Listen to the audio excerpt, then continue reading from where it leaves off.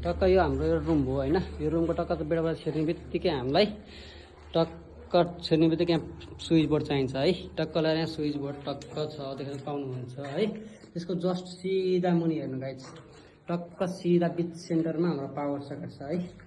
त्यसपछि हाम्रो सर आयो हाम्रो टक्क त्यहाँ बेड स्विच छ। यो चाहिँ बेड स्विच चाहिँ तपाईँको हाम्रो यस्तो छ कि हेर्नु, दुई बिचमा बेड बस्छ होइन, यहाँ बिचमा बेड बस्छ। त्यसपछि लिएर यहाँनिर पनि सकेट पाउनु देख्न सक्नुहुन्छ है, त्यहाँ पनि सकेट देख्न सक्नुहुन्छ। टक्क बेडको माथि दुईवटा लाइट है त, टक्क एउटा लाइट यहाँनिर एउटा लाइट यहाँनिर यसरी काम गरेका छौँ।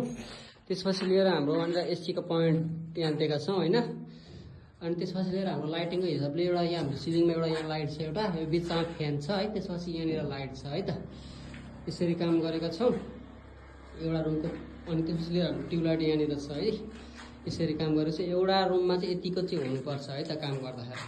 सर र यहाँनिर ट्युबलाइट, त्यसपछि त्यहाँ टक्क स्विच बोर्ड होइन, सर र आएर टक्क बेड स्विचहरू है, यसरी काम गर्नुपर्ने हुन्छ एउटा रुममा चाहिँ। यति राख्नु हुन्छ एकदम राम्रो हुन्छ है।